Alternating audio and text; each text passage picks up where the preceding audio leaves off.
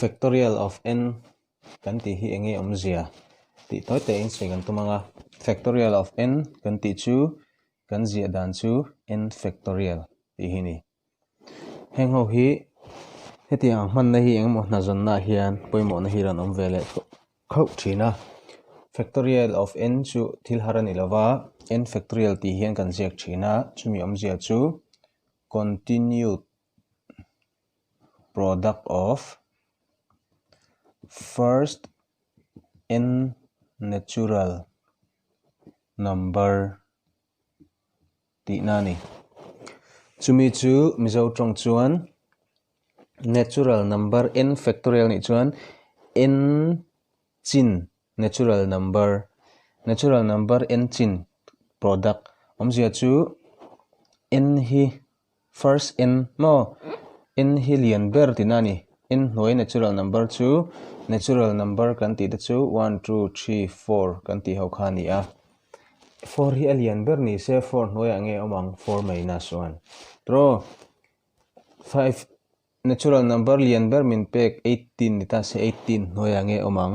18 minus 1 17 tro khatiang zel khan n hi natural number jinga alian ber min pek ni ta se n hnuai n minus 1 omang tro n minus 2 omang tro chuan natural tian kal je langa ai multiply anga a top na tur chu 1 2 3 tro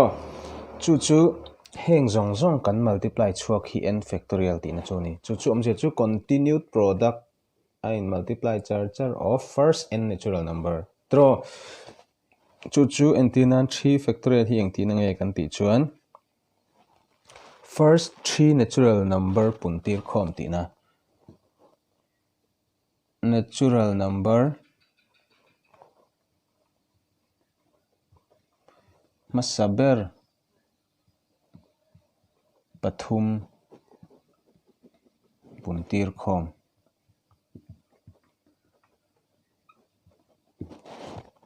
natural number masaber chuenge 1 adot chuenge 2 adot chuenge 3 natural number masaber pathum puntir khom chu 1 le 2 le 3 te puntir khom hi 3 factorial ti na chu ni le mai no chu tiang zelin 5 factorial ani chuan natural number masaber panga puntir khom 1 into 2 into 3 into 4 into 5 tiang hi factorial ti omzia chu ni a thil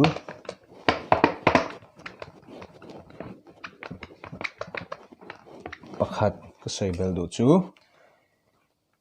10 factorial le 12 factorial oma a hnuaiah 9 factorial oma tengtei cancel turin ron om thina ni hei hi cancel don chuan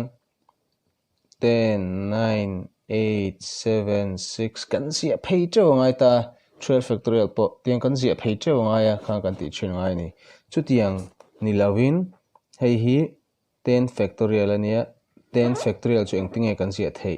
10 into 9 factorial ani mai draw 10 into 9 factorial helai kan thiat thiam karinga into 12 factorial chu engtinge kan zia thei 12 11 10 into 9 factorial draw by 9 factorial draw chu tini chuan 9 factorial le 9 factorial kan cancela chuan a multiply tur kha atlem ta sotani chu hi inga tinge kan ti chuan 10 factorial by 9 factorial hi engtinge kan cancel thei 10 factorial by 9 factorial hi kan cancel thei dan chu 10 factorial hi nge 9 factorial ngatinge heti hian kan zia thei hi kan cancel chu all sum the win tian 10 ani ti kan thei tia kan zia thei na chan chu 10 9 8 7 6 5 4 3 2 1 9 8 7 6 5 4 3 2 1 heng ho zong hi tia ziak duah lo hian hemi chin hi 9 factorial ani